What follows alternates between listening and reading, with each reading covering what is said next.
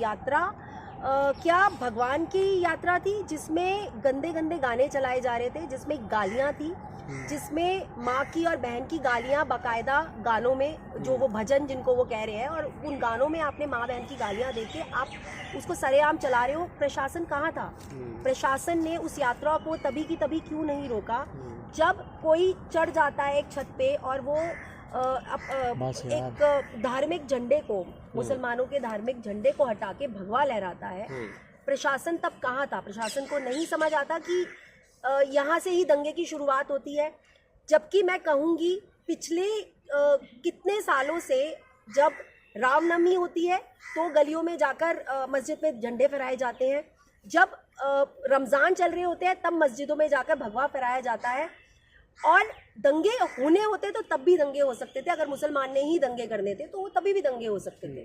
मुसलमानों ने अपनी मस्जिदों को के वो अंदर रहे, उन्होंने बिल्कुल भी उस वक्त, उस दौरान भी, रमज़ान के दौरान और रामनवमी के दौरान उन्होंने झंडे अपने, ये इतनी हरकत होने के बाद भी उन्होंने कोई एक्शन नहीं लिया, उन्होंने कोई दंगे तक नहीं होने दिए।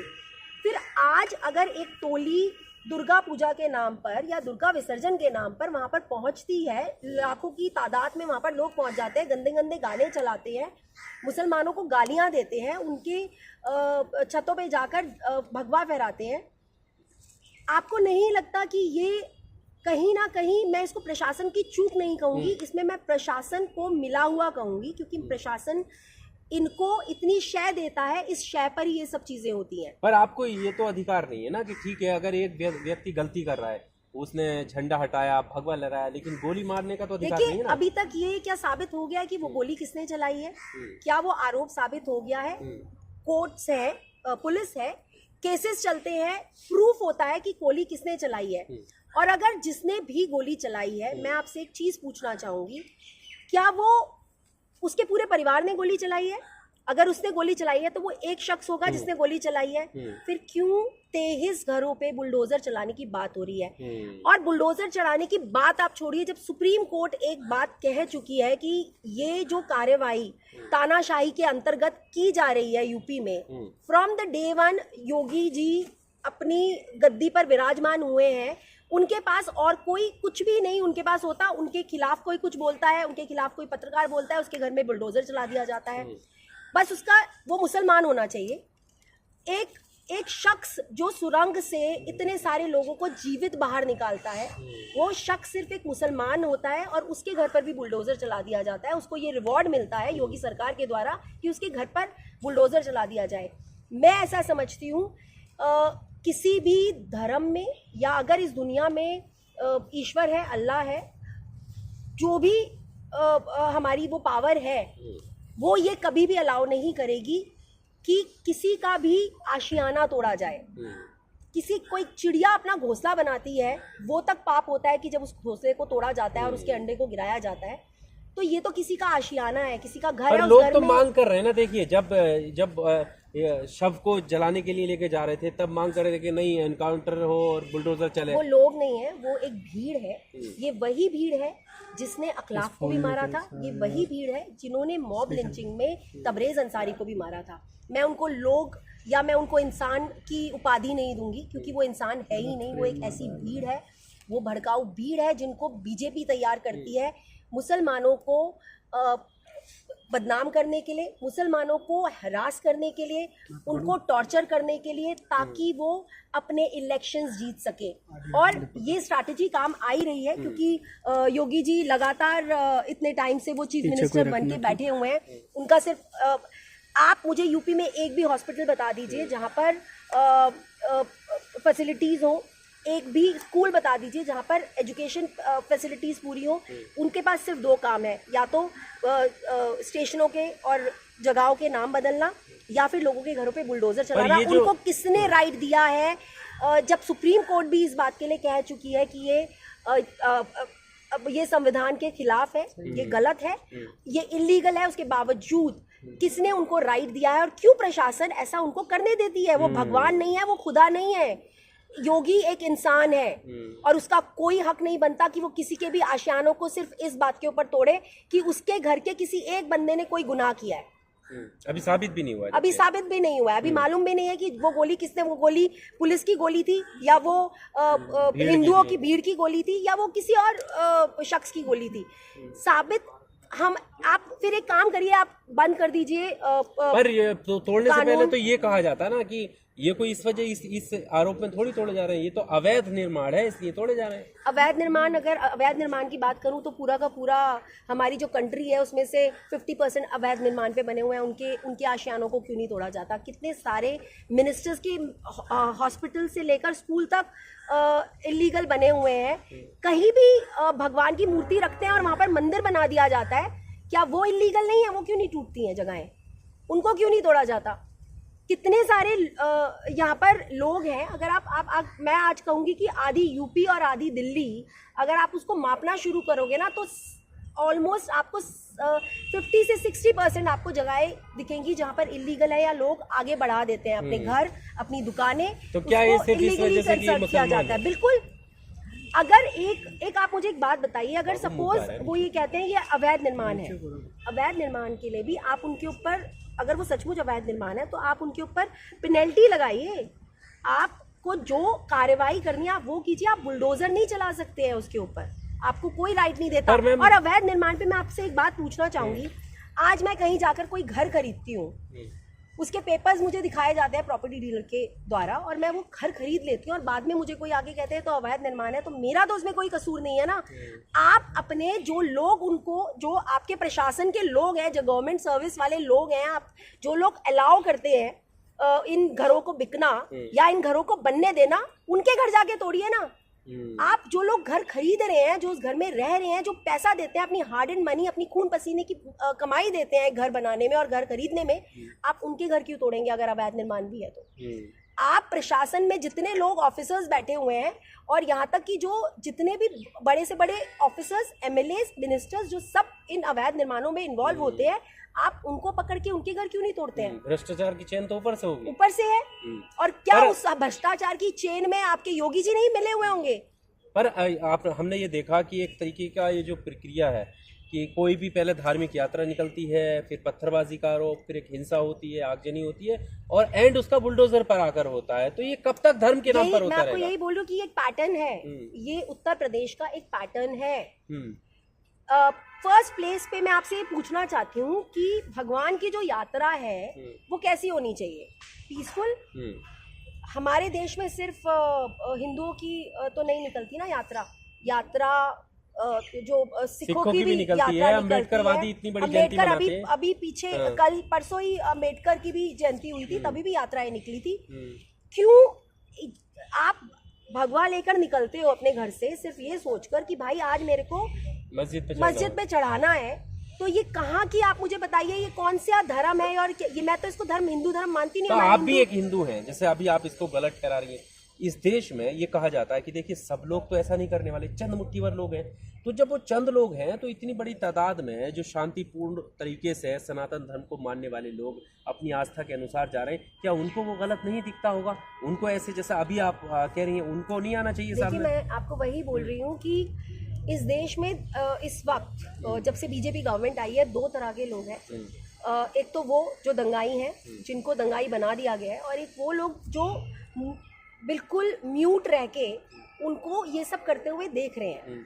और वो ना तो इसके खिलाफ आवाज़ उठाते हैं, ना वो गवर्नमेंट से क्वेश्चन करते हैं।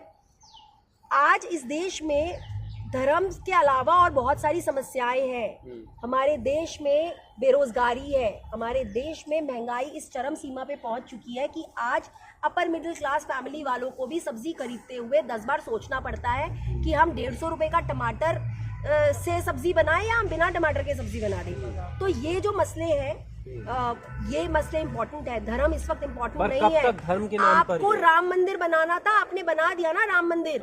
अभी आपको और क्या आप चाह रहे हो? आप क्या चाह रहे हो कि सारी मस्जिदें तोड़ के आप उसको मंदिर बनाएंगे? आप ये चाह रहे हो? आप चाहते क्या हो? मैं इन दंगाइयों से भी ये बात पूछना चाहती हूँ, मैं प्रशासन से भी ये बात पूछना चाहती हूँ, मैं योगी जी से भी ये बात पूछना चाहती हूँ, and at the same time मैं अपने सुप्रीम कोर्ट के जजेस से भी ये बात पूछना चाहती हूँ कि आपने तो ऑर्डर दे दिया कि किसी का घर नहीं टूटना चाहिए, लेकिन जब वो घर टूट रहे होते हैं आपके ऑर्डर के बाद भी आपके, तो आप कहाँ पर होते हैं? आप उनको सजा क्यों नहीं देते जो लोगों के आज भी बुलडोजर चला के घर तोड़ रहे हैं? वो चीफ मिनिस्टर की गद्दी पर कैसे बैठा रहता है इंसान जो सुप्रीम कोर्ट के ऑर्डर्स को ठुकरा के बुलडोजर चला रहा है लोगों के घरों पर?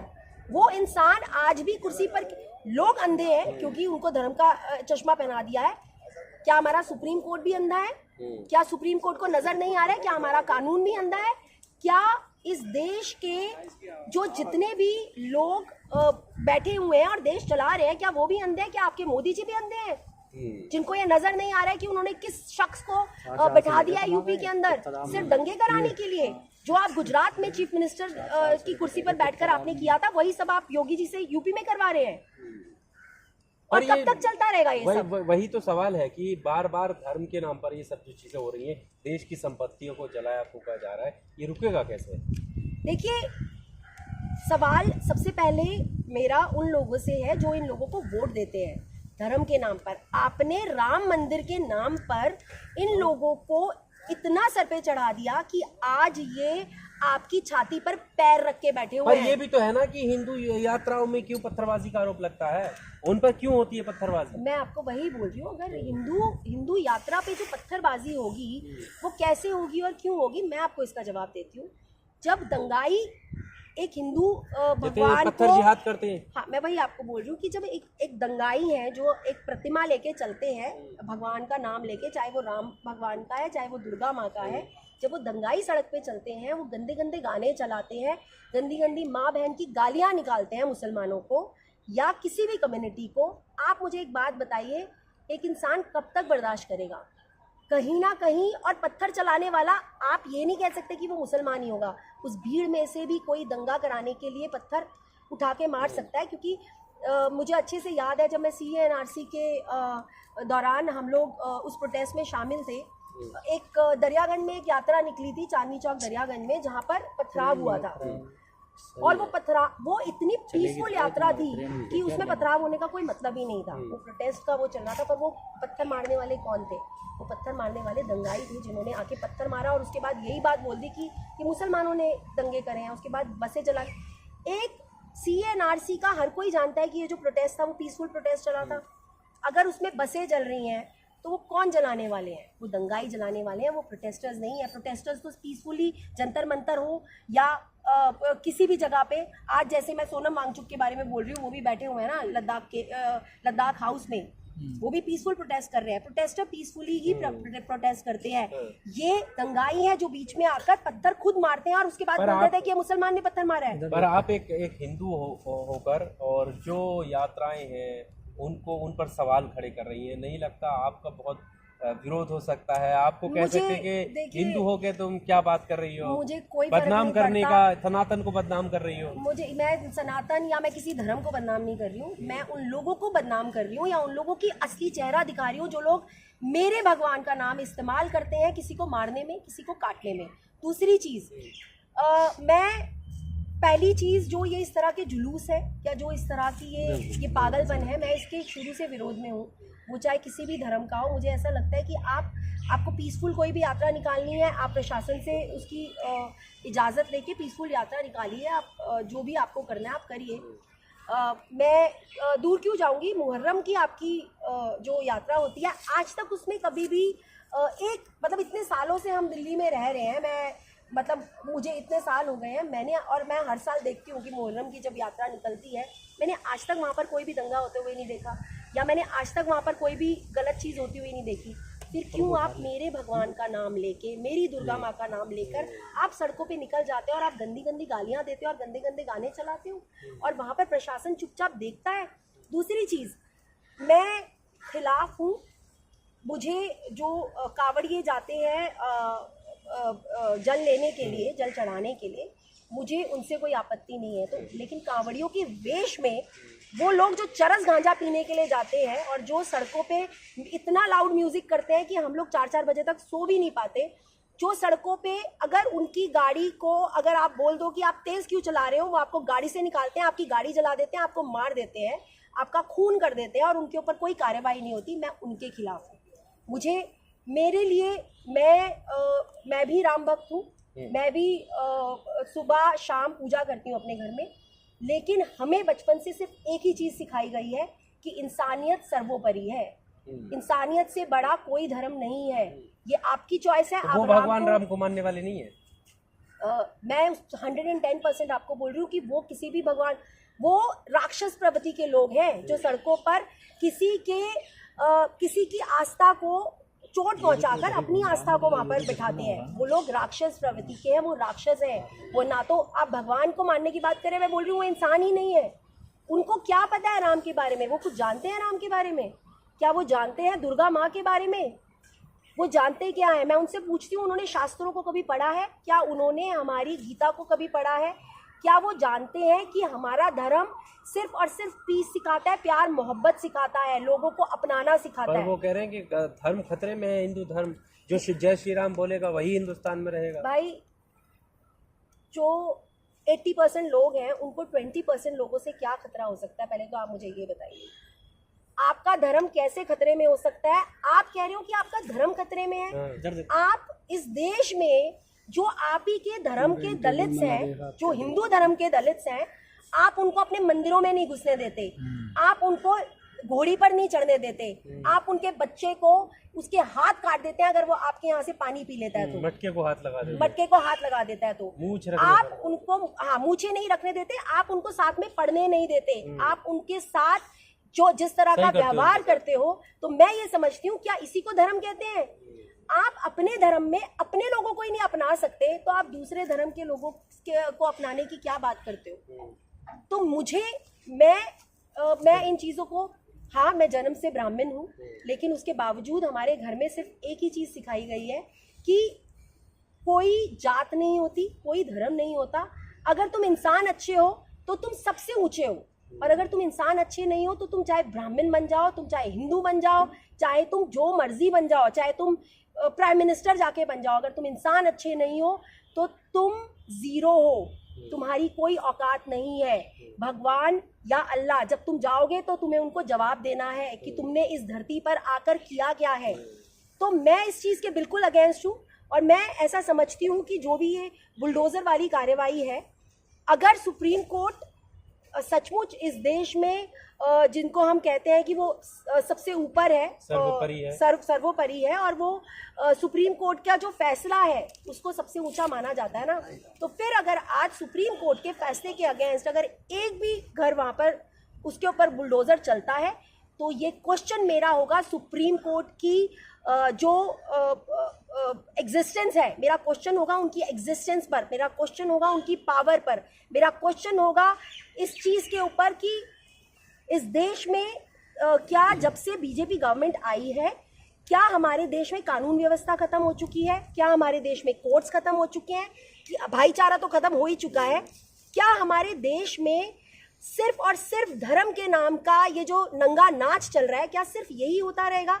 हमें लोगों को, जो लोगों के घरों में आज पढ़ाइयाँ कर करके बैठे हुए हैं, जिनके पास नौकरियां नहीं है, और जो लोग मोदी को जाके वोट देते हैं लेकिन मोदी से ये नहीं पूछते कि नौकरियां है कहाँ? मेरा बच्चा आज 4 साल हो गए हैं उसको पढ़ाई पूरी करे हुए, उसके पास नौकरी नहीं है, उसके पास एक 20,000 तक की नौकरी नहीं है। लेकिन आपकी महंगाई, चाहे मैं दवाइयाँ कहूँ, चाहे मैं सब्जियाँ कहूँ, चाहे मैं फल कहूँ, आज वो लोग जो महंगाई एक्सेप्ट कर रहे हैं, जो अपने बच्चे की बेरोजगारी एक्सेप्ट कर रहे हैं, लेकिन उसके बावजूद जाकर अगर वो मोदी गवर्नमेंट को वोट देते हैं, वो बीजेपी गवर्नमेंट को वोट देते हैं, तो लानत है उनके ऊपर। तुम डिजर्व ही बीजेपी गवर्नमेंट को करते हो, तुम मोदी को ही डिजर्व करते हो, तुम योगी जैसे लोगों को ही डिजर्व करते हो।